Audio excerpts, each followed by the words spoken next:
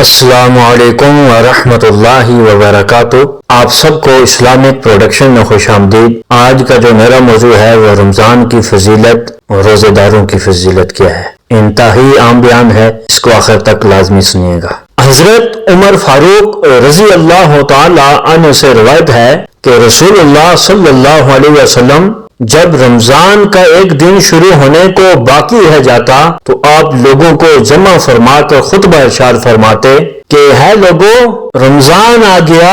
اس کے لیے تیار ہو جاؤ، اپنے کپڑے پاک اور صاف رکھو اور اس کی تعظیم و حرمت کرو، کیونکہ اللہ تعالیٰ کے نزدیک یہ نیکی سب سے بڑھ کر ہے۔ عمل خیر کرو کہ اس مہینے میں ایک نیکی کی 70 نیکیاں لکھی جاتی ہیں۔ نماز اور تلاوت قرآن کی کثرت کرو، کیونکہ جس شخص نے اس مہینے میں قرآن بصدق پڑھا، یعنی سچے دل سے پڑھا،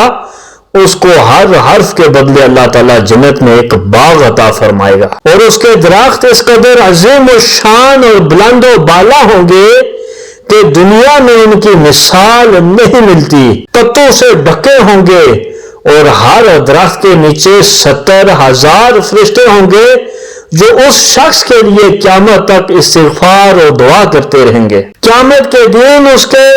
روزے ایک حسین و جمیل صورت میں سامنے آئیں گے اور اس کی شفاعت کریں گے اور اس کو لے کر جنت میں داخل ہوں گے۔ عامر رضی اللہ تعالیٰ عنہ کہتے ہیں کہ ایک رمضان دوسرے رمضان تک گناہوں کا کفارہ ہے، اور ایک حج دوسرے حج تک، اور ایک جمعہ دوسرے جمعے تک، اور ایک نماز دوسری نماز تک۔ رسول کریم صلی اللہ علیہ وسلم نے فرمایا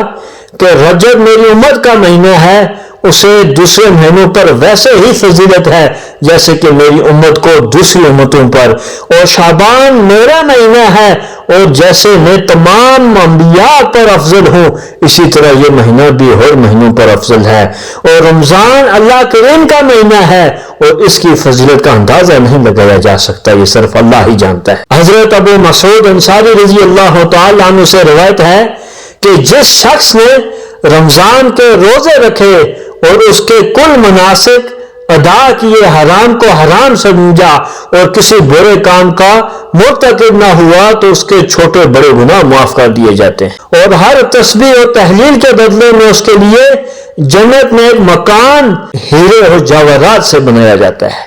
جس میں یاقوت کی پچکاری ہوگی، جس کے درمیان میں یاقوت کا ایک سرخ خیمہ ہوگا، جس میں ایک حور ہوگی جس کے ہاتھوں میں یاقوت سے جڑے ہوئے سونے کے کنگن ہوں گے جن کی چمک سے دنیا روشن ہو جائے گی۔ رسول اللہ صلی اللہ علیہ وسلم نے فرمایا کہ جب ماہ رمضان کی آخری رات ہوتی ہے تو زمین و آسمان اور فرشتے میری امت کی مصیبت یاد کر کے گریہ زاری کرتے ہیں۔ لوگوں نے پوچھا یا رسول اللہ صلی اللہ علیہ وسلم وہ کون سی مصیبت ہے؟ آپ علیہ الصلوۃ والسلام نے فرمایا کہ صدقہ اس مہینے میں قبول کیا جاتا ہے، دعا قبول ہوتی ہے، گناہ بخشے جاتے ہیں، نمازیں قبول ہوتی ہیں، نیکیاں اور جو ہے دگنا کر دی جاتی ہیں، چگنا کر دی جاتی ہیں، حوریں بن اور سنور کر یہ آوازیں لگاتی ہیں، یہ آوازیں دیتی ہیں کہ ہے کوئی جو ہم سے شادی کرے، اور اونچے اونچے ٹیلوں پر کھڑی ہو کر جنت کے دربان رضوان سے پوچھتی ہیں کہ یہ کون سی رات ہے؟ وہ جواب دیتے ہیں کہ یہ رمضان کی پہلی رات ہے۔ اللہ تعالیٰ حکم دیتا ہے کہ ہے فرشتوں امت محمدی کے روزے داروں کے لیے جنت کے دروازے کھول دو، اور ہے خازن دوزخ کے دروازے بند کر دو، اور حضرت جبرائیل علیہ السلام کو حکم ہوتا ہے کہ وہ زمین پر جائیں اور شیطانوں کو زنجیروں سے جکڑ کر انہیں باندھ دیں تاکہ امت محمدی کو وسوسے اور پریشان نہ کریں۔ اور ہر رات میں اللہ تعالیٰ فرماتا ہے کہ ہے کوئی مانگنے والا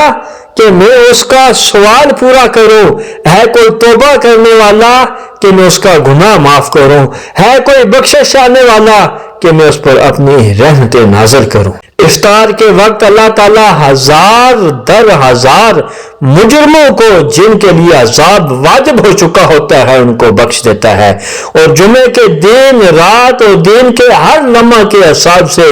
مجرم آزاد کیے جاتے ہیں۔ جب رمضان کا آخری دن ہوتا ہے تو اس روز اتنے مجرم معاف کیے جاتے ہیں جتنے کہ کل مہینے میں معاف کیے جاتے ہیں۔ حضرت سہل بن سعد رضی اللہ تعالیٰ عنہ سے روایت ہے کہ جنت میں ایک دروازہ ہے جس کا نام ریحان ہے، جس سے قیامت کے دن امت محمدی صلی اللہ علیہ وسلم کے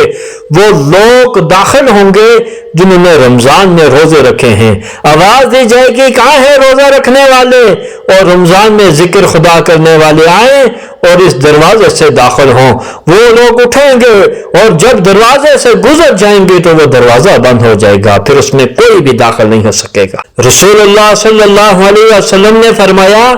کہ اگر میری امت جانتی کہ رمضان کس قدر متبرک مہینہ ہے تو تمنا کرتی کہ کاش سارا سال ہی رمضان رہتا، کیونکہ رمضان میں سونا بھی عبادت ہے اور گفتگو اور ذکر یہ تسبیح ہے،